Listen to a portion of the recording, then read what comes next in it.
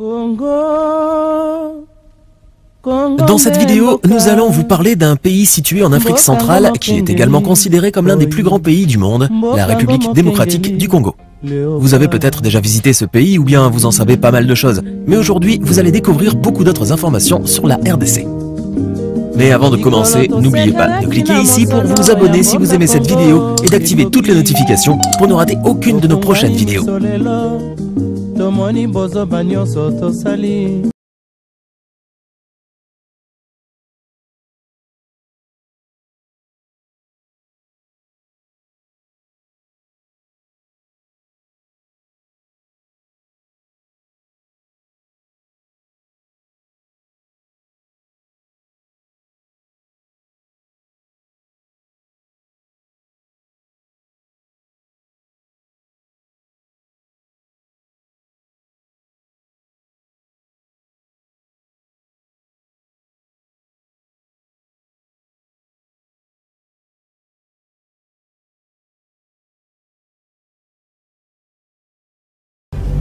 Bonsoir et bienvenue à notre rendez-vous sacré de chaque mardi et de jeudi à partir des 18h30. Bienvenue, dépréciation de francs congolais face au dollar. Quid de la politique du gouvernement face à cette descente aux enfers. Et puis la sécurité, nous allons toujours continuer d'en parler parce qu'aujourd'hui, lorsqu'il est 18h, chacun de nous se presse de retourner chez soi parce qu'on ne sait pas où tu vas rencontrer Kaba Kaba. Mesdames et messieurs, nous avons trois invités jusque-là sur ce plateau, à qui je dis bonsoir. Paulin Poutou, vous êtes de l'UDPS, je vous salue. Bonsoir madame, bonsoir aux téléspectateurs. Ça fait longtemps, vous avez fouillé Actu 60. Il y a une semaine, la semaine antérieure, j'étais ici, j'étais sur ce plateau. Ça, c'est mon émission préférée. Merci. Mon émission que j'aime beaucoup. Merci beaucoup. Christian Timangaï est de l'Union Sacrée, à qui je dis bonsoir. Bonsoir madame et bonsoir à mes co-débatteurs. Bonsoir à toute la population qui sont dans leur salon en train de nous suivre. Nous sommes contents de savoir que vous êtes nombreux pour nous suivre parce que le pays va très bien. Je vous annonce déjà. Le pays va très bien. Très bien. Et voilà. Je tourne vers Eliezer Mibanga, il est du FCC, à qui j'ai dit bonsoir. Bonsoir madame. C'est toujours un réel plaisir d'être parmi vos invités. Je profite de l'occasion pour saluer tous les cadres et hauts cadres du PRP, Parti de la Révolution Populaire, Parti cher à Mosé Laurent Désiré Kabila. Je salue le peuple congolais qui nous suit en ce moment. Je salue mes co-débatteurs avec qui nous partageons ces très beaux plateaux. Je pense qu'ensemble, nous allons élever les débats afin de décrypter et analyser l'actualité tout en étant républicains. Et voilà, entrons dans le vif du sujet. Je commence avec Paulin Poutou. Dépréciation du franc congolais face au dollar américain. Quelle analyse faites-vous? Oui, madame, ce n'est pas un secret pour personne. Notre monnaie nationale, qui est le franc congolais, n'a plus de la valeur. Elle n'a jamais eu une valeur, surtout au niveau international. Au niveau national, c'est devenu trop compliqué, trop chaotique.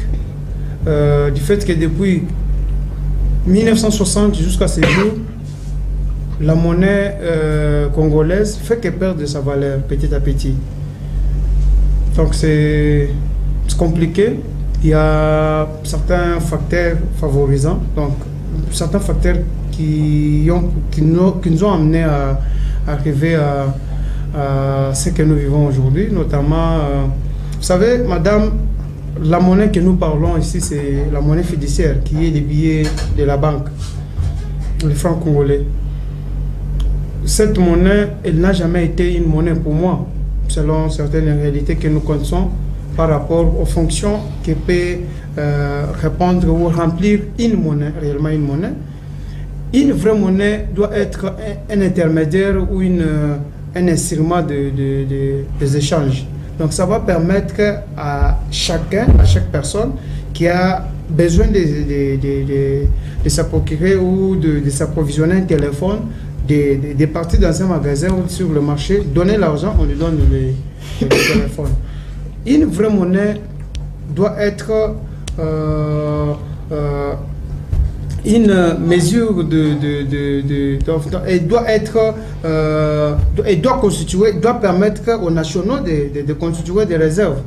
Mais ce qui n'a jamais été le cas avec le franc congolais depuis 1960 jusqu'à ce jour. La monnaie doit être acceptée par tous. Le franc congolais, depuis 1960 jusqu'à ce jour, les Congolais, il y a une frange des Congolais qui acceptent le franc congolais et d'autres n'acceptent pas, ne consomment pas le franc congolais. Mais dès que vous êtes arrivé au pouvoir, quelle a été la politique du gouvernement? Oui. Parce qu'on ne peut pas continuer à se plaindre depuis non, on ne se plaint pas. Depuis les années 60, depuis l'époque du maréchal Mobutu, depuis les deux Kabila. Maintenant, quelle est votre politique? Parce que en étant l'opposition, vous nous avez vendu du vent, s'il faut le dire, parce que en 2018, le dollar était, le chef de l'État actuel a trouvé le dollar, c'était encore en 1600.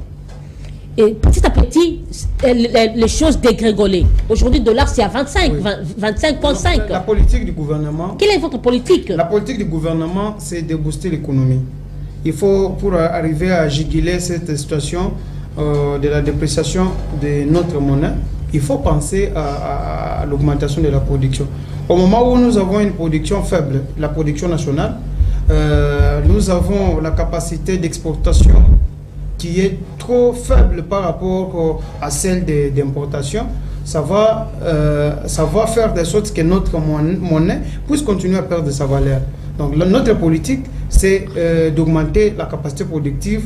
Et puis, vous savez, madame, l'une des propositions que je peux faire aussi à notre gouvernement, c'est qu'il faut d'abord penser à la je peux utiliser les termes qui peuvent choquer les Congolais, mais à franco-congoliser notre économie. Quand vous laissez l'économie en totalité à 90% dollarisée, voilà les conséquences. Les Congolais donnent confiance aux monnaies étrangères, notamment les dollars et euros, de plus que les francs congolais. Donner un billet de 5 dollars à un Congolais, plus les billets de 20 000. Mais dès qu'il est attaqué par la pluie, il va beaucoup plus privilégier les 5 dollars. Et pourtant, s'il va aller sur le marché pour changer, les 5 dollars ne valent pas à 20 000. C'est quelque chose, pour l'instant, avec le taux actuel, c'est quelque chose de 10 000 quelques. Vous voyez un pays la mentalité des Congolais. Donc, notre politique, la politique du gouvernement actuel, c'est d'abord pousser tous les acteurs ou tous les agences économiques d'être actifs et beaucoup plus penser à l'augmentation de la production nationale. On va arriver à augmenter le niveau de la production nationale si nous avons des entreprises locales ou nationales qui produisent. Mais toutes les entreprises, beaucoup plus les entreprises étatiques, nous avons hérité les entreprises presque en faillite. Donc, presque leurs indicateurs étaient déjà au rouge. Mais il faut d'abord travailler, penser au changement des animateurs, penser à la réforme pour arriver à voir ces entreprises en train de produire. Voilà, nous avons une meilleure politique. Une meilleure politique? Oui, le Congo, c'est fait partie... Attendez. Le Congo, nous parlons français, attendez. Le Congo fait partie. Donc, cette politique... Paulin Poutou, on parlait d'une meilleure politique, nous parlons français, meilleur c'est le superlatif de bon. Oui. Mais cependant que sur le terrain, il n'y a rien. Oui. Vous comprenez? Nous avons une meilleure politique. Une dépréciation. Maintenant, votre meilleure politique, là, quel est son impact sur le terrain? Cette meilleure politique, elle est validée. Un sérieux problème elle est validée pour les locataires auprès du bailleur. Elle est validée même par la Banque mondiale. Nous avons la meilleure politique. Mais cette politique n'est pas appliquée à 100%.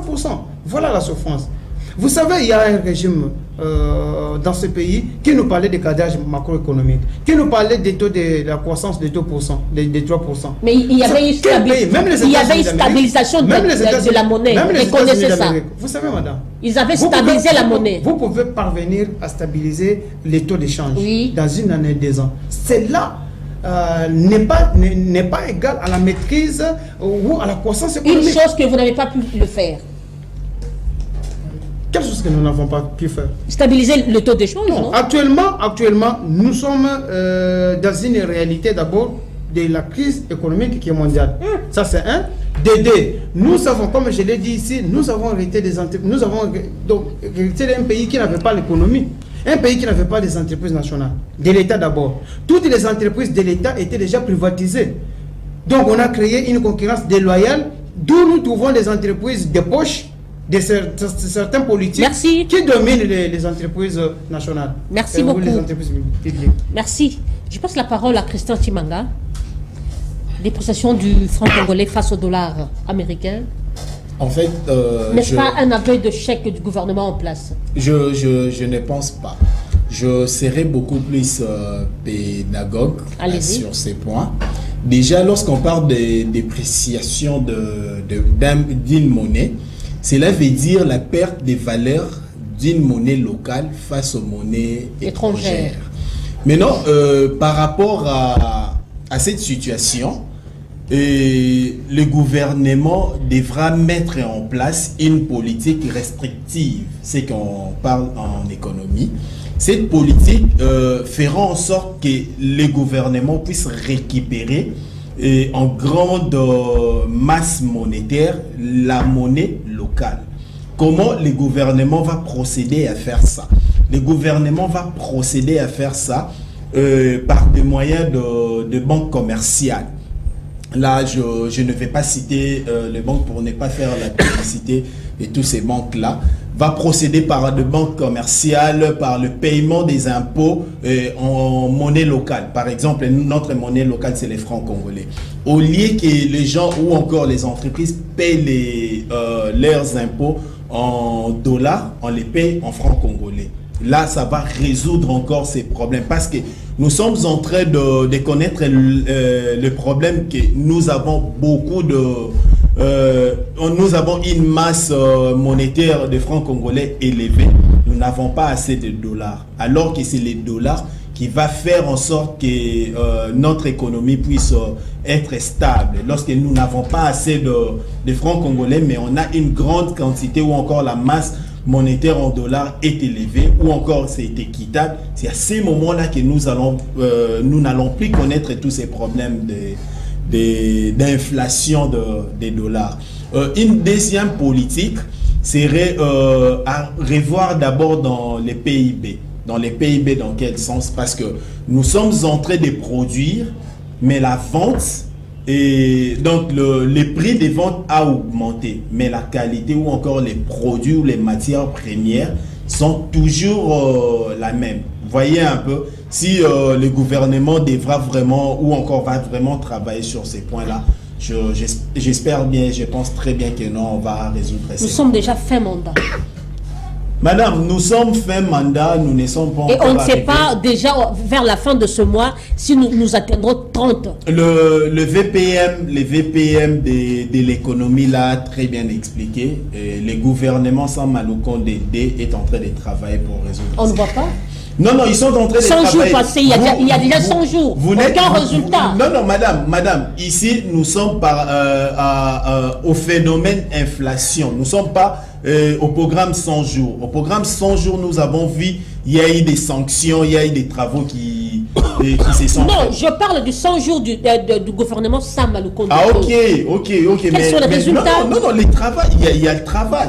Ils sont en train de travailler. Je vous dis, ils sont en train de travailler. Moi, j'ai suivi. Je ne sais pas si vous avez suivi le VPM de l'économie. Okay.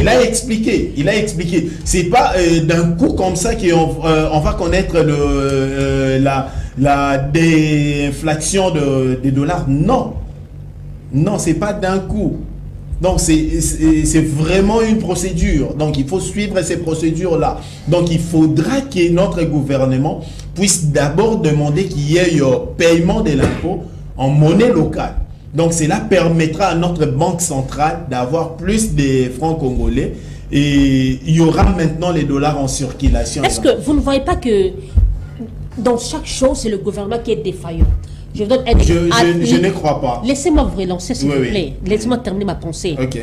Si nous allons, par exemple, à titre de garantie locative ou encore de loyer, nous payons nos loyers en dollars.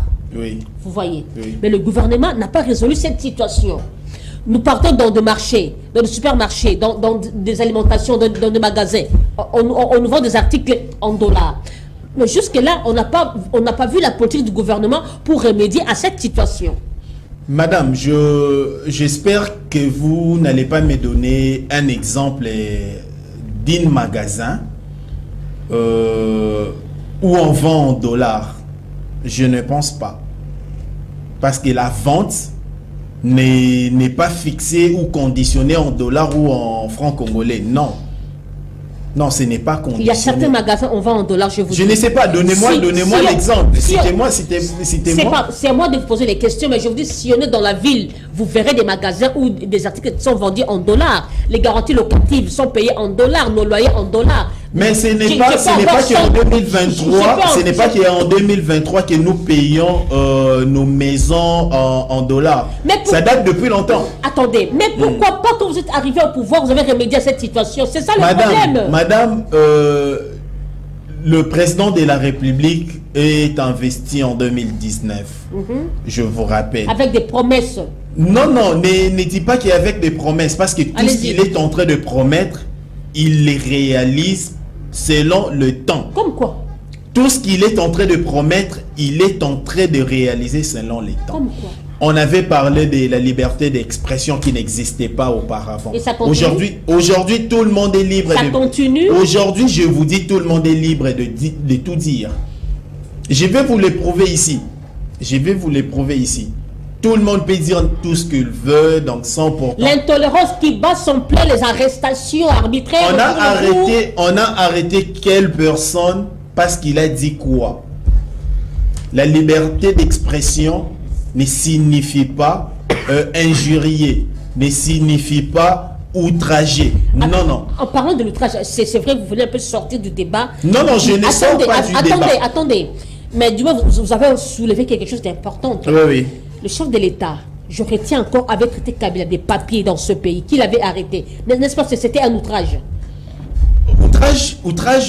Il a traité Maréchal Mobutu d'un fou. Sa place était dans un asile, qu'il avait arrêté. En fait, traiter, je ne sais pas, moi, si vous avez des soubassements de ce que vous venez de dire que les chefs de Kabila a papier. Madame, vous savez, lorsque... D'abord, le chef de l'État, c'est le premier citoyen. Lorsqu'il n'a pas le sens de respecter sa population, ça devient compliqué. Je crois bien, je vous ai très bien expliqué. Ou encore, je vous ai fait bien voir la chose. Et le premier citoyen, c'est le chef de l'État. Lorsqu'il n'arrive pas à respecter sa population, ça devient compliqué. Vous avez dit... Et tout ce qu'il promet, ça se réalise selon vous. Oui. Mais pourquoi on nous a promis un bon social, mais rien? Madame, on ne peut pas finir les calamités qu'a causé les gouvernements passés ou encore la gestion passée à l'espace de 5 ans. Il y a eu 19 ans, je ne sais pas moi combien des années, que la Kabylie a dérangé ces pays, a amené ces pays dans les canaux vraiment compliqués, que dans les 5 ans que le président de la République allait tout finir ça quand même. Mais il faut être tolérant. Lui-même, il avait promis pendant mon mandat. Il est en train de travailler, mais ce n'est pas encore fini. Nous ne sommes pas encore arrivés le 20 décembre. Dollar bientôt 26, hein? Mais je venais d'expliquer, c'est pas le chef de l'État qui fait ça. C'est pas le chef de l'État. Quelle était sa vision d'abord? La vision du chef de l'État, c'est de changer ces pays. C'est très clair. Il a la volonté de travailler. Parce qu'il y a un programme, la vision qui s'est traduite en programme. Mais apparemment, ça ne sont pas ce programme. Non, madame, le président est en train de travailler parce qu'il a vraiment cette volonté-là de travailler. Nous sommes en train de voir, vous et nous. Selon l'union sacrée. Non, j'ai dit vous et nous. Ne m'engagez pas dedans. Non, je vous engage parce que vous êtes habitante en RDC. Voilà pourquoi je vous engage. Et voilà. Merci beaucoup. Je passe la parole à Eliezer Mibanga. J'ai bien prononcé. Hein? Exactement. Eliezer Mibanga, la dépréciation du franc congolais face au dollar. Quelle analyse faites-vous? Est-ce que vous ne voyez pas aussi que le FCC est responsable de ce que nous vivons, de ce que nous vivions aujourd'hui? Très belle question, surtout j'apprécie le casting, très bon choix de thématique. Ma question dont moi je me pose aussi, l'UDPS en soi est en carence de cadre ou en suffisance de l'émanation des idées rénovatrices? J'ai entendu sur ce plateau une personne dire les francs congolais n'a jamais été une monnaie pour lui. J'ai en face de moi un Congolais, ou soit c'est pas un agent porte-parole du M23. Comment, tout en étant Congolais, vous devriez désavouer votre propre monnaie? Peu importe sa chute aux enfers. Alors, j'aimerais préciser ici, la dépréciation du franc congolais est d'abord une émanation d'une mauvaise gestion du régime actuel. Parce que notre économie est une économie extravertie, c'est-à-dire tournée vers l'extérieur. Pouvez-vous imaginer, au Congo, on importe même ce qu'on appelle du papier toilette, papier hygiénique. Le cure-dent, tige coton, toutes les histoires viennent de l'Oufou. Et comment pouvez-vous vous attendre à une économie florissante? Et c'est quasiment impossible. Qu'est-ce que le FCC a fait en son temps? J'en arrive. J'ai entendu sur ce plateau une personne dire, depuis 1960, la RDC n'a jamais connu une économie stable. Mais j'y renvoie à M. Denis Depès, il y a cela 4 ans passés, avec M. Matata Ponyo. On a connu une économie stable. Le taux du dollar n'a jamais changé pendant 4 ans dans ces pays. Le dollar était à 920. Je me demande si ces gens ont été préparés pour gérer ces pays. Et j'ai entendu sur ce plateau en train de dire que, voilà, citez-moi un magasin qui vend des articles, ou soit ses produits, une société qui vend ses produits en dollars. Mais nous avons des sociétés, des entreprises de télécommunications. Vous d'accord, ne vendent-ils pas des crédits en dollars? Bien que nous achetons en francs. Mais la tarification n'est-il pas en dollars? Quand nous achetons $1 de minute, $1 de méga, et c'est regrettable et ridicule. Ce que j'ai apprécié quand même chez M. Chimanga, quand il parle du paiement des impôts en dollars, ainsi que du PIB, qui est le produit intérieur brut, on doit s'aligner beaucoup plus dans une politique de production, au lieu de s'aligner plus dans une politique de quémandation. Et c'est qui est vraiment regrettable avec l'actuel régime. Et ce qui me fait encore plus mal, je suis toujours dans un recadrage pédagogique lorsque j'entends sur ces plateaux dire que le chef de l'État a réalisé toutes ses promesses. Mais je me demande, il y a des gens qui peuvent même tomber. Ça, je dis la vérité. Et le fait Étienne Tshisekedi Wamulumba, là où il est, je crois, il tourne dans sa tombe. Quand il entend dire que son fils a réalisé toutes ses promesses, on nous a promis l'Allemagne d'Afrique. Où est-ce que nous en sommes? Je m'appelle M. Tshisekedi, dans l'opposition. Il y a une des célèbres des vidéos. Il a dit lui-même de sa bouche, Tozo Bundelabino, là il s'adresse aux policiers. Mouko Tozo pouvoir, policier Rosalamou Tukanae, Ndakone a Soma Nambo on a salaire. Aujourd'hui, les policiers n'ont même plus de dotation. Souvenez-vous de la manière dont vous avez les policiers, j'en arrive madame, les policiers n'ont même pas de dotation. Aujourd'hui, on nous vante, oh voilà, nous avons un budget, on nous parle même une politique appréciable. Mais n'est-ce pas, vous et nous, on a suivi un communiqué de l'FMI qui a indexé le gouvernement de rectifier son budget pléthorique de 16 milliards, qui devait être révisé à 3 milliards. Si réellement nous avons un budget de 16 milliards, pourquoi autant de grèves? Je tiens à vous informer, il y a 6000 médecins du SINAMED qui sont ni payés ni primés. Si réellement M. Tshisekedi était le président compétent dont la République en avait besoin, pourquoi nous vivons tous ces bavures?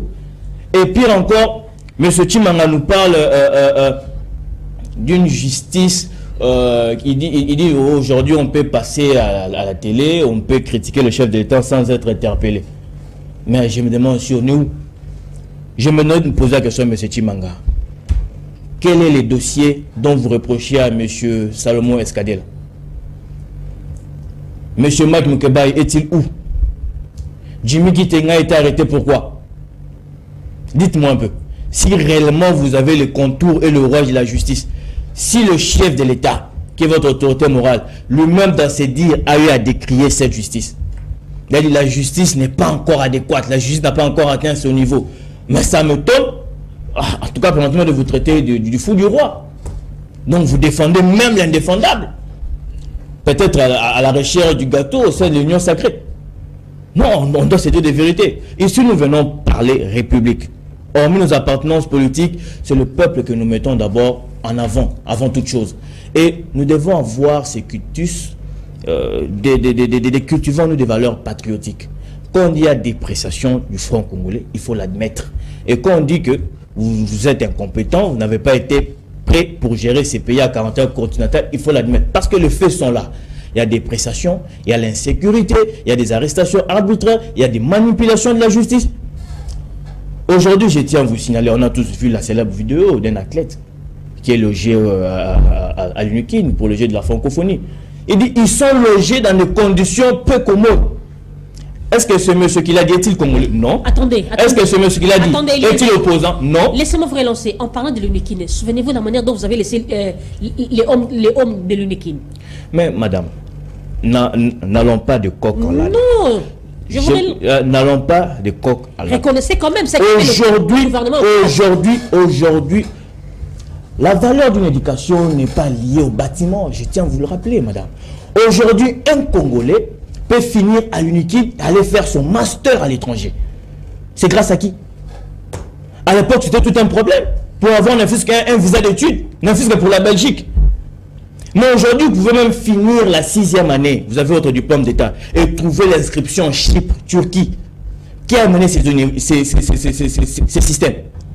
C'est ça la bonne question. Non, s'il vous plaît, s'il vous plaît. Quand vous avez eu votre temps d'antenne, je me suis tué, je vous ai suivi religieusement. L'éducation n'est pas liée au bâtiment. L'éducation en soi, d'abord, est un état d'esprit. L'éducation en soi est une volonté. Voilà pourquoi, à l'époque, on a vu des enfants de riches, mais n'est pas allé plus loin à travers les études.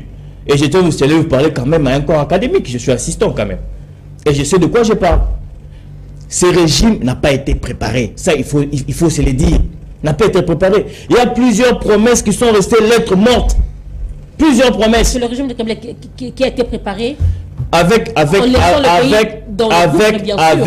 milliards de budget. Je pouvais quitter Le Pen pour aller à l'UNIKIN en payant 500 francs. Avec 4 milliards de budget, je pouvais quitter Victoire pour aller Méridien jusqu'à l'aéroport avec 500 francs. Mais aujourd'hui, qu'est-ce qui s'est fait? Attendez votre temps d'antenne, vous aurez le temps de me contredire, monsieur, s'il vous plaît. Mais il ne faut pas dire de bêtises. S'il vous plaît. Laissez-les, vous aurez le temps. Restez calme comme Paulin. Oh là là. Allez-y. Aujourd'hui, les députés provinciaux de la ville de Kinshasa sont impayés.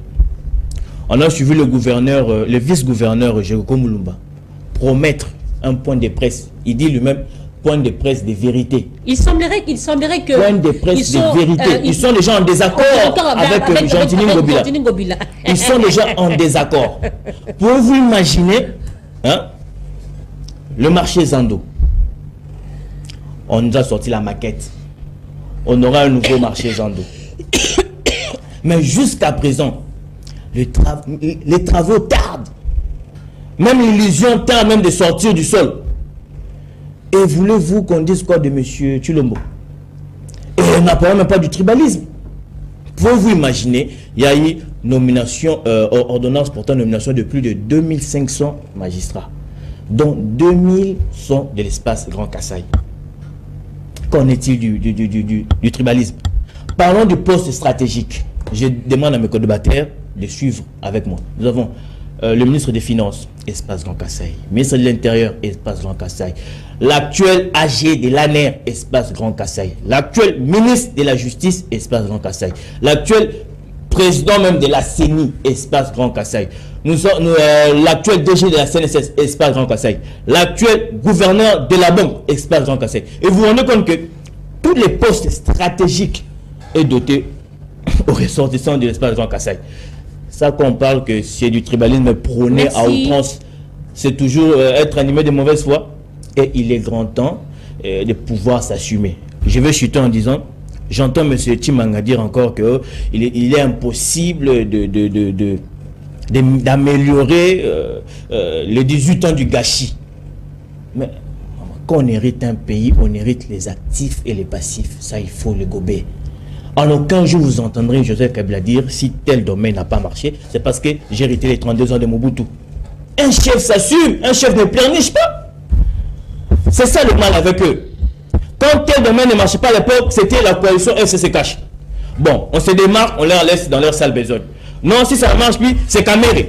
Bon, on met Kamere en prison, jusqu'à présent, depuis qu'il est sorti, je n'ai jamais vu les 57 millions de dollars détenus par Kamere restitués à la caisse de l'État.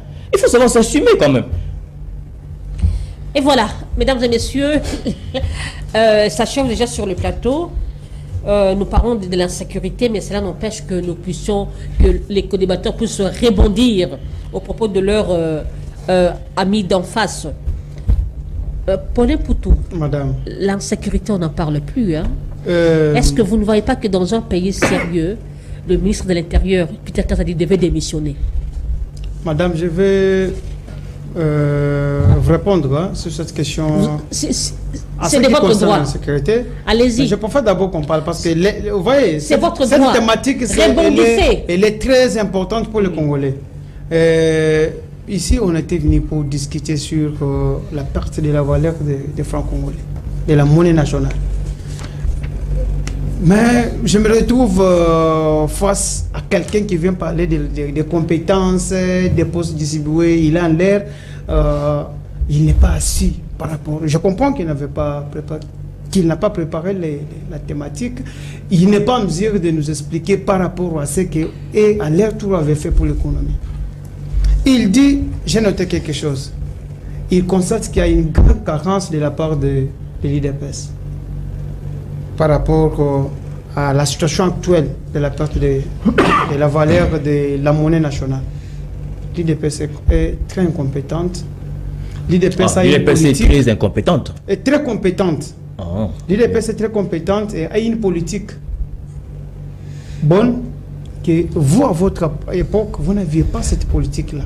À part des discours mensongers que vous aviez, vous prenez des photos des bâtiments se trouvant en Mbujimaï, vous partez mentir les gens de Matadi, voilà ce que nous avons fait à Lubumbashi. C'est ça la Kabylie. Mais c'est les erreurs. Si vous n'avez pas eu la chance de sillonner dans 10-15 provinces de la RDC, moi j'ai eu cette chance. Peut-être à l'époque où moi je me retrouvais à Bandaka, à Gemena, vous étiez en France. Vous avez parlé ici que la dépréciation monétaire émane de la mégestion de l'IDPS. Je l'ai dit. Nous, notre politique forte, c'est la relance de l'économie. C'est booster cette économie, l'économie congolaise, que vous aviez détruite pendant 18 ans. Okay. Vous aviez laissé avec quelle entreprise? Vous même citer des entreprises publiques que vous aviez laissées, qui étaient en bonne santé? OGFREM. Je peux citer madame, s'il vous plaît? Vous allez parler à votre tour. Au moment où vous m'avez notez. C'est une question directe. Je transite. Vous allez me citer 5 entreprises que vous avez. 5 entreprises, je peux le faire. Voilà notre politique. Notre politique. La situation actuelle de la monnaie. J'ai dit, bel et bien dit, que notre monnaie, depuis 1960 jusqu'à ce jour, elle n'a jamais répondu aux fonctions, aux 4 fonctions d'une monnaie, à part des fonctions. L'unique fonction, les 2 fonctions que la monnaie, les francs congolais répondent, c'est la fonction d'intermédiaire ou d'un instrument des échanges. Au niveau national, les francs congolais ne constituent jamais une unité de compte. Les francs congolais ne constituent jamais une réserve d'échange. Allez-y mener des recherches. Depuis 1960 jusqu'à ce jour, les francs congolais n'est pas accepté par tous les Congolais. Si vous consommez les francs congolais ici, allez-y à Kasumbalesa. Allez-y à Kamako Kasai, à la frontière de l'Angola, Congo. Allez-y ici à Lufu. Les Congolais qui sont à Kamako, qui vivent là-bas, à la frontière, ils préfèrent consommer les kwanza que les francs congolais. Est-ce que cette monnaie est acceptée par tous les Congolais? Allez-y à l'Est, à la frontière de Congo-Rwanda. Les Congolais qui sont là-bas, au lieu de consommer la monnaie, les francs congolais, ils consomment la monnaie rwandaise. C'est pourquoi je vous ai dit que le franc congolais n'a jamais été une monnaie. Voilà. Allez-y, cherchez, menez des recherches, vous allez comprendre ce que je voulais dire. Répondez maintenant à ma question. Je vais arriver. Il dit Matata Pogna a maîtrisé sous Matata, il y avait croissance économique.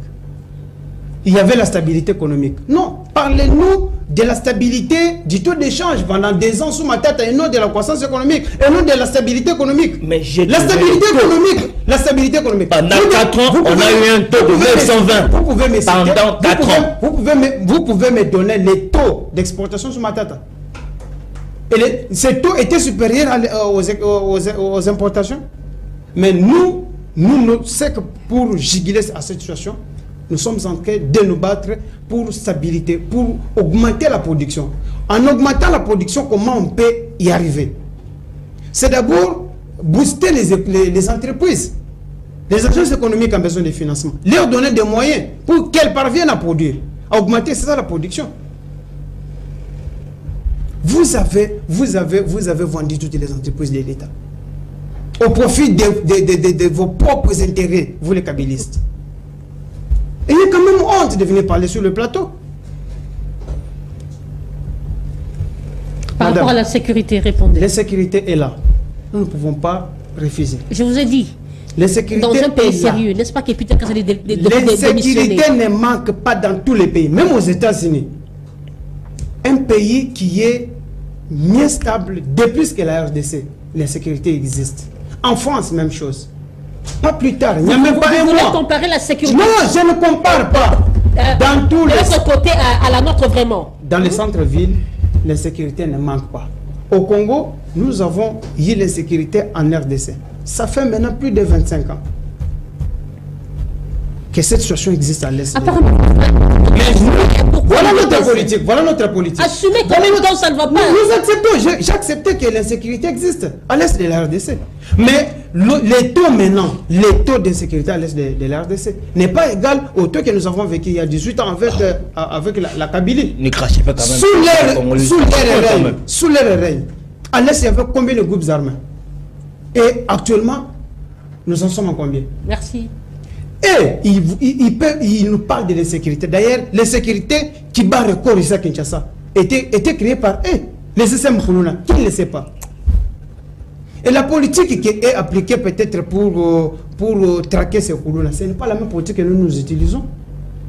Nous n'avons pas pris le pouvoir par les sangs pour commencer à gérer par les sangs, non. Et quelle était votre politique que vous avez utilisée? Notre politique, c'est arrêter de juger, condamner s'il faut condamner. Condamner s'il faut condamner. Notre politique, c'est arrêter ces jeunes. Nous avons essayé un peu de comprendre leurs soucis. Pourquoi ils parviennent à faire ça?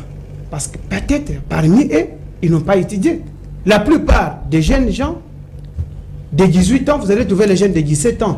Donc, un enfant né en 2001, au moment où Kabila a pris le pouvoir, en 2016, il se trouve Koulouna. En 2015, il se trouve Koulouna. Parce qu'il n'y avait pas les politiques d'encadrement. Il n'y avait pas les emplois que Kabila a créés. Ces jeunes, pour trouver des moyens, pouvaient faire quoi? Se prendre des machettes, commencer à tuer et violer, confisquer les biens des pauvres peuples qui n'ont. Alors, nous arrêtons ces jeunes. Nous les envoyons à Kanyamaka pour être formés, encadrés. Et ces jeunes-là, ces jeunes Koulouna qui ont tué. Attendez.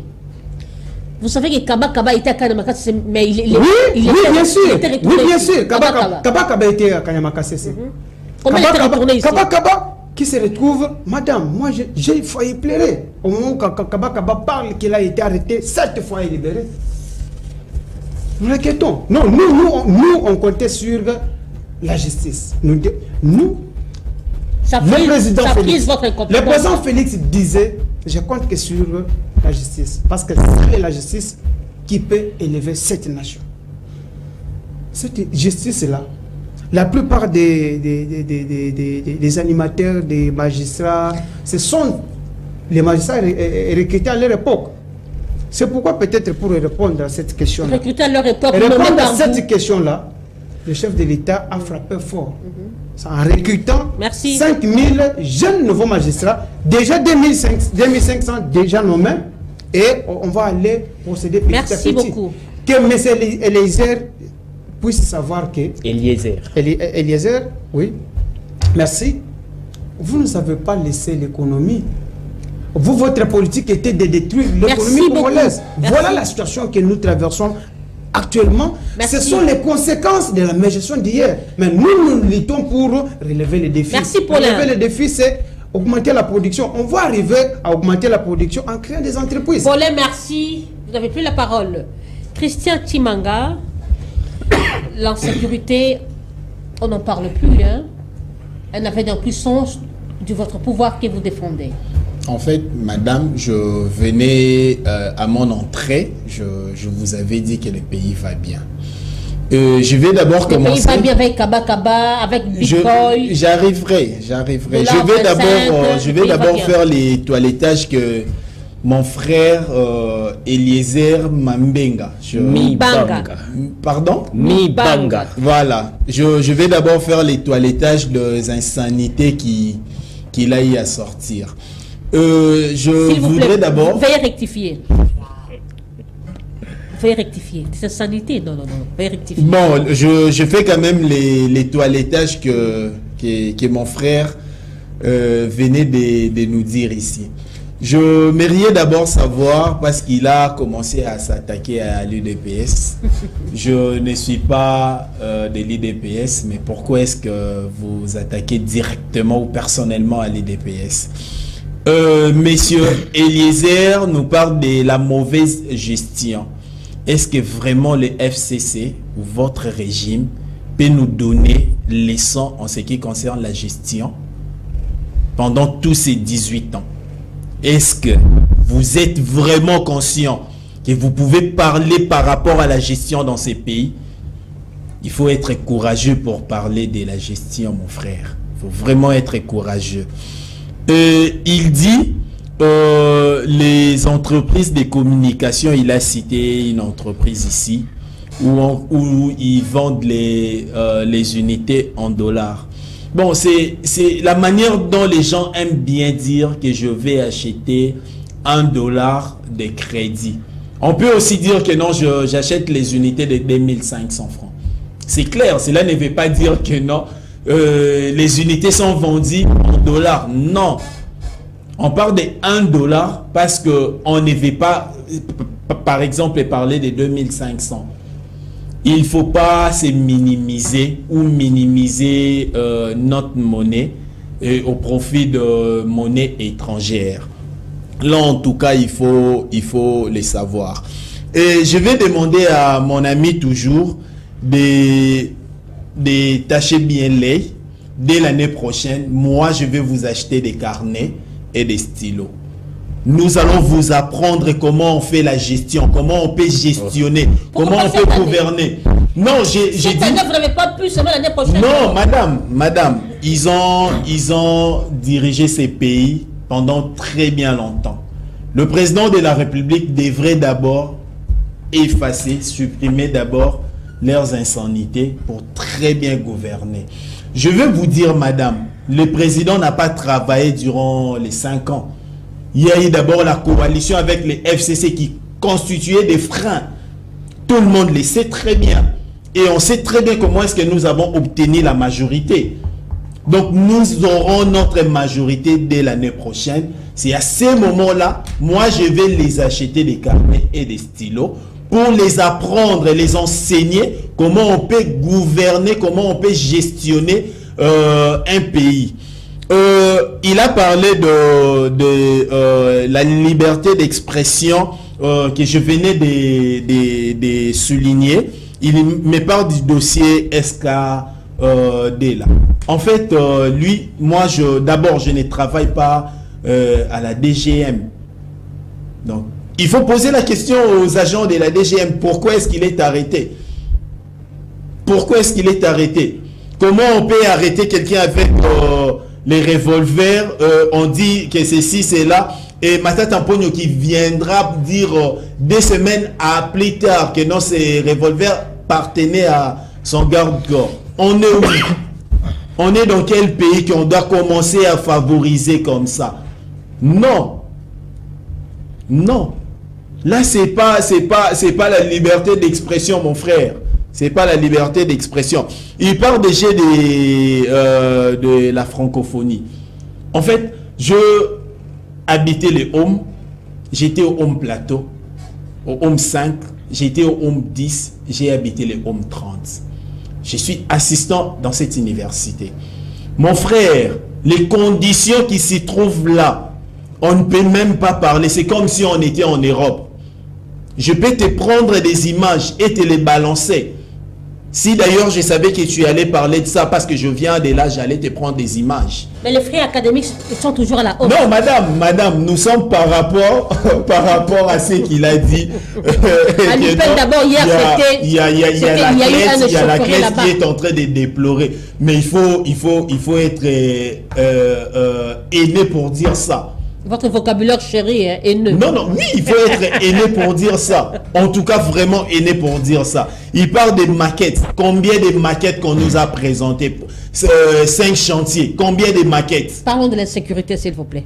Je vais arriver. Combien de maquettes que votre président, qui est votre autorité morale, nous a présentées dans ces pays?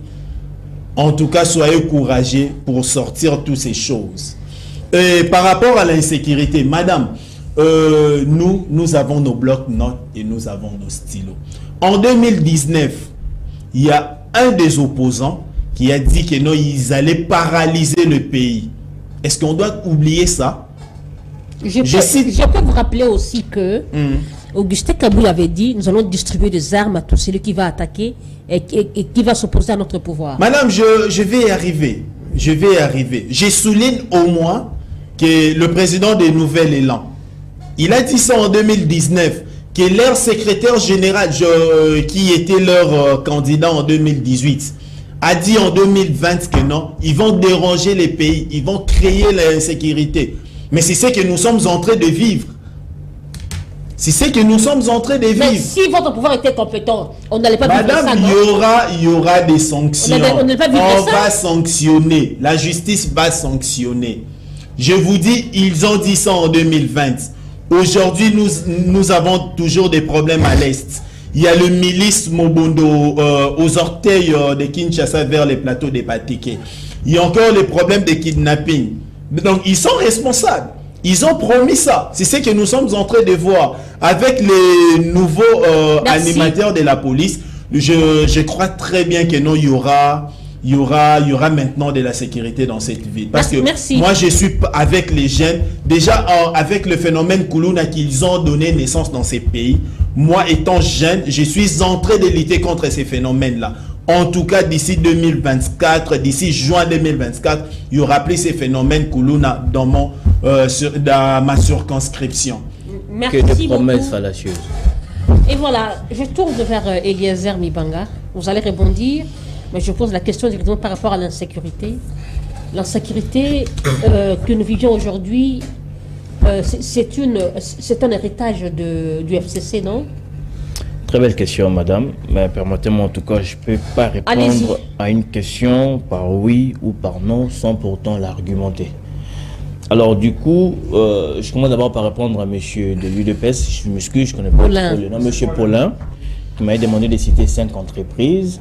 Nous avons Logefrem, Transco, Congo Airways, FPI, Anapi. Je pouvais aller même au-delà de 5, sauf le temps nous fait défaut. Alors, monsieur Chimanga, monsieur Paulin nous dit que non, l'insécurité a été créée par Joseph Kabila Kabange. Mais c'est aberrant de faire de telles affirmations. Si on était dans une république sérieuse, monsieur Paulin devait aller comparaître auprès d'un juge pour essayer de démontrer ce genre d'affirmation. Si réellement monsieur Kabila nous a légué l'insécurité dans ces pays. Mais il oublie qu'il y a au sein de l'UDPS une milice que moi j'appelle force ou la force du regret, qui appelle communément force du progrès, qui sème la terreur comme pas possible. Moi je suis de Ngaliema. Pouvez-vous imaginer ces individus, permettez-moi le nom, je ne vais pas employer des termes un peu plus malsains, si je peux dire ainsi. Ces individus ont même le cutus de vous arrêter, vous, madame, tout un temps civil. Hein? Un civil vous arrête, vous met dans son cachot civil, c'est-à-dire au siège de ces gens, la force du progrès, et vous garde jusqu'à ce que, bon vouloir, et on vous libère. Comment ça peut se faire? Et ça s'est fait sous le nez de la police. Tout seulement parce que ce sont de gens de Mokwantombolo, je ne sais pas si j'ai bien cité le nom. Et je me demande, nous sommes dans quel pays? Dans quel pays? Souvenez-vous de Béret Rouge? Ah, ok. Du PPRD? Apparemment, j'en arrive. Vous avez fait hier, non? Aviez-vous déjà vu les Bérets Rouges en son temps faire de telles actions? Fort malheureusement, je ne suis pas du PPRD, je suis du PRP. Mais avez-vous vu en son temps les Bérets Rouges faire de telles exactions? Et c'est regrettable quand on fait un parallélisme pareil. Si réellement l'UDPS était venu pour le changement, devrait-il copier ce qui était dans la Kabylie? Parce que nous reconnaissons que dans la Kabylie, tout n'était pas rose. Et j'entends dire ici que le FCC n'a pas de leçons à donner sur la gestion. C'est regrettable et ridicule. Si on pouvait établir un parallélisme entre la venue de M. Joseph Kabila Kabange, dans quel état a-t-il trouvé ce pays, et M. Félix Antoine Tshisekedi Tshilombo, je crois, monsieur, vous ne devez pas dire de telles exactions à la télévision, de peur que vous puissiez tourner au ridicule. M. Kabila n'a pas trouvé un budget en termes de milliards dans ces pays. M. Kabila n'a pas trouvé une économie forte et ferme dans ces pays. Mais vous, on vous a légué quand même les institutions stables. Vous avez une économie stable? Je crois, attendez votre temps d'antenne, vous aurez le temps de me répondre. Oui, allez. On vous a légué des institutions stables. Des réserves de change, on n'en parle même pas. Dites-moi, quand M. Kabila prêtait serment après la mort de Mouzé Laurent Kabila, qu'est-ce qu'on avait comme cutus en termes d'institutions? Le GFM, Transco, Congo Airways, ANAPI, FPI, existait sous qui? Si aujourd'hui les jeunes, madame, ont cette prévalure de se dire j'étais aligné comme étant NU, aujourd'hui je suis matriculé dans telle entreprise, qui a valorisé ce système? Je n'ai pas dit que c'est Kabila qui a apporté le système, qui a valorisé le système. Qui? Alors je crois, avant de parler, il faut quand même avoir ces petits sens d'humanisme ou bien des notions de base pour essayer un peu d'établir ces parallélismes. J'entends dire ici que le président n'a pas travaillé durant tous ces 4 ans parce qu'il y avait la coalition SSCH qui l'a empêché de mieux faire. Mais je me demande... Est-ce qu'il a menti? S'il vous plaît, il a subi des humiliations. Qui a empêché M. Félix de voyager? Qui? Qui a empêché M. Félix de doter aux députés de Jeep Palisade? Qui? Qui a empêché M. Félix de faire une augmentation salariale aux députés de 15 000 à 21 000 $? Qui l'a empêché? Et qui devrait l'empêcher à construire le Congo? Ce sont des affirmations frauduleuses. On cherche un pouls ou des poux sur la tête d'un chauve. Mais je tiens à vous signaler que M. Kabila ici a dirigé ce pays avec Jean-Pierre Bemba, Azaras Rouberois, Héro Diaboulé, Noma, sidéreuse mémoire. En aucun jour, M. Kabila s'est plaint parce que Bemba a détenu les finances. Et je tiens à rappeler à mes 2 co-débatteurs qui sont encore sur le lit de l'ignorance que dans le 1+4, les 4 vice-présidents venaient avec leur ministre.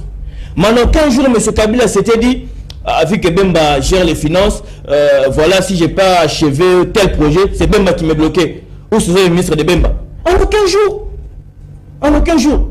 Un chef s'assume. Et c'est la honte de vous voir toujours pleurnicher. Oh, tel secteur ne marchait pas parce que c'est tel qui bloque. Jusqu'au point de jeter de l'opprobre sur la même justice que vous avez nommée. Un chef de l'État, Seigneur Jésus. Mais il est sincère, non? Non, non, ça c'est... Non, s'il vous plaît, c'est de l'incompétence. C'est pas de la sincérité, c'est de l'incompétence. Un homme s'assume. Monsieur Tshisekedi, interviewé par Monsieur Tshisekedi. Je m'attendais même de vous voir, vous, lors, je ne sais pas comment appeler ça, émission, point de presse, prise de parole du chef de l'État. Avez-vous déjà vu dans un pays un chef de l'État interviewé par sa porte-parole? Comment ça se passe? Donc, on sait comprendre que ce sont des questions déjà préparées en avance. On glisse au cabinet chargé de la communication, monsieur prépare les questions. Moi j'aurais voulu même que ça soit comme ça se passe au rendez-vous des auditeurs, à téléphone libre, qu'on pose des questions pertinentes à monsieur Tshisekedi. On parle de la sécurité. Pouvez-vous imaginer dans un état sérieux une adhésion nationale, internationale, s'est fait sous le cutus de l'Assemblée nationale. Ici, M. Tshisekedi nous amène dans l'EAC. sans toutefois avoir le quitus du Parlement. Et chuter. Comment ça peut s'expliquer? Mais quand on dit non, monsieur est incompétent, non, on a animé des mauvaises foi, comme dit monsieur Chimanga, vous êtes haineux. Et ça me fait rire. Être haineux, lorsqu'on dit la vérité, non, nous sommes haineux. Bon, lorsqu'on dit que non, il y a quand même un fait. Je ne vais pas être trop extrémiste envers l'actuel régime. Il y a un fait quand même que j'apprécie auprès de monsieur Félix Tshisekedi. Ah là, je suis honnête. Vous savez, quand nous on était petits, si on a eu le goût de faire quand même le sport, les arts martiaux, c'est parce qu'on suivait à l'époque certains films de certains acteurs qui nous tissaient en tout cas, ou qui nous motivaient à adhérer dans des organisations pareilles que Jackie Chan, Arnold Schwarzenegger, Jean-Claude Van Damme et tout consort. Et pour la première fois à Kinshasa, je vais avoir Jean-Claude Van Damme. C'était grâce à monsieur Félix Antoine Tshisekedi Tshilombo. Et sur ce, moi, en tout cas, je suis reconnaissant. Je le remercie pour ça. Je le remercie pour ça. Voilà l'un des bienfaits que monsieur Félix a eu à faire quand même pour moi. Et si j'étais assez souple ou assez courageux, j'allais me prendre une photo avec lui. Mais sauf que, bon, il y avait la sécurité, tout consort. Mais c'est quelque chose que j'apprécie. Mais en termes de retombées positives au sein de la population, en tout cas, là, c'est zéro. Merci. Je vous en prie, madame. Et voilà, nous sommes arrivés à la fin de l'émission. Nous allons donner 2 minutes à chacun pour clôturer l'émission. Vous allez commencer. Et, madame, en tout cas, mon frère Eliezer est vraiment courageux. Parce qu'il a essayé de parler de l'arrivée de Joseph Kabila. Il les compare avec celui de Félix Tshisekedi. Je ne vais pas entrer en détail parce qu'il est vraiment courageux. Bon, c'est peut-être la honte qui est... Si c'était un compliment, en tout cas, je vous remercie. Non, là c'est la honte, je comprends. Il parle des matricules, il parle des NI, des salaires. Leur régime a laissé les enseignants avec quel salaire? Point d'interrogation, tu pourras répondre même au couloir. Et les salaires des députés, cette question a été débattue dans plusieurs plateaux. Il y a eu même des députés qui ont présenté leurs relevés bancaires, donc en termes de salaire, de leur salaire. Donc là, on ne peut pas parler de ça ici. S'il te plaît, on ne parle pas de ça. Le nom d'un député qui nous suit, je cite le nom d'un député. Denis Sessanga a présenté aussi cette preuve exactement qu'il touchait 21 000 $. Alors celui de père et de mère, Tingi Pouloulou, a présenté avec combien? Avec quel salaire? Non, c'est à vous de nous dire. Venez de citer Tingi. Moi, j'ai cité Denis Sessanga. Je vous dis, Tingi Pouloulou a présenté avec 14 000. Avec 14 000. On connaît comment les régimes fonctionnent. On connaît comment vous fonctionnez. Vraiment. Et je te rappelle déjà, notre régime, c'est semi-présidentiel. Donc, c'est pas votre régime, c'est comme ça il régit les institutions. Mais la RDC, nous sommes un pays à régime semi-présidentiel. Oui, c'est-à-dire certaines décisions sont prises au niveau du Parlement.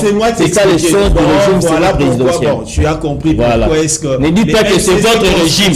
Le FCC constitué un frein. Parce qu'il y avait un président, mais la gouvernance... C'était le Premier ministre qui était contrôlé au niveau du Parlement. Merci. Paulin Poutou, veuillez conclure l'émission. Madame, que les Congolais retiennent une chose, que la valeur de notre monnaie émane de nous-mêmes Congolais. Aimons notre monnaie que les francs congolais. Parce que si nous allons aimer les francs congolais, nous allons la donner de la valeur. Elle viendra parmi d'autres monnaies qui ont accepté ou qui sont acceptées par leur propre pays, consommateurs. Si vous arrivez en Angola, vous trouverez que les dollars fait partie d'une monnaie de la banque. Ce n'est pas une monnaie de marché. Si on attrape un Angolais avec un billet de 20 $ dans la poche, ou soit 10 $, on va payer cher. Donc, aimons les francs congolais. C'est notre propre monnaie.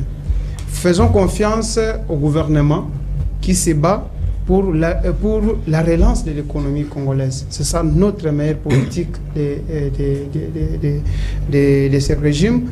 pas plus tard que ce lundi, le chef de l'État avait réuni tous les agents économiques pour réfléchir comment répondre à cette situation qui a touché presque tous les pays.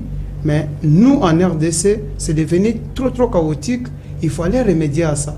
Remédier à ça, c'est penser à l'augmentation de la production, parce que si nous avons une production forte, ça va nous aider à consommer et vendre ce qui reste au reste du monde, pour que cela nous amène des devises plutôt, ce qui va nous permettre à répondre à cette instabilité du taux d'échange sur le marché. Merci beaucoup. Eliezer, veuillez conclure. D'abord, je vous remercie pour l'invitation. Nous avons passé un très bon moment. Je remercie mes co-débatteurs, le peuple congolais qui nous ont suivis. Alors, je n'ai qu'un seul message. Vous savez, il y a un célèbre politicien qui a dit, je conseille aussi à mes amis de l'UDPS de beaucoup lire, hein, c'est important. Il y a un politicien, Nelson Mandela, que je cite, a dit, dans la vie, lorsque vous n'arrivez pas à marcher, dans la vie, lorsque vous n'arrivez pas à courir, marchez. Lorsque vous n'arrivez pas à marcher, rampez. L'essentiel est qu'on avance. Vous savez, aujourd'hui, un mauvais choix peut entraver votre vie pour les 5 prochaines années qui nous restent. Et on continuera toujours à pleurnicher. Voilà pourquoi j'ai fait un appel aux Congolais d'être lucides, d'être beaucoup plus lucides.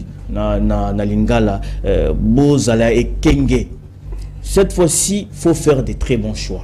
Aujourd'hui, on a des députés qui ont été élus dans une certaine circonscription, mais qui n'habitent plus le quartier. Tout simplement parce que le monsieur a changé un standing de vie. Et le monsieur a même oublié sa propre base.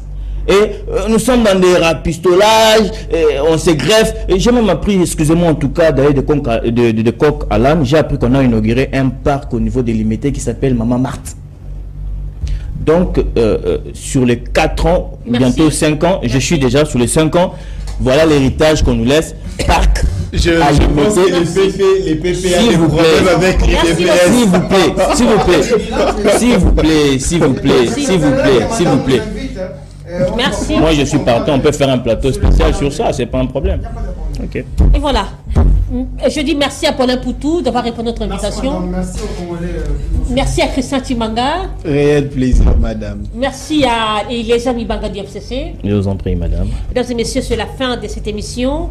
Nous avons parlé sur la dépréciation du franc congolais face au dollar, puis de la politique du gouvernement face à cette descente aux enfers. Merci de votre sympathique attention. Je dis merci beaucoup à Light Moutonjo, merci à Enoch Mbala, merci à toi James Nzemboa. Je t'aime beaucoup. Que Dieu bénisse la République démocratique du Congo, que Dieu protège nos FARDC et que Dieu garde son peuple. Au revoir. Inch'Allah.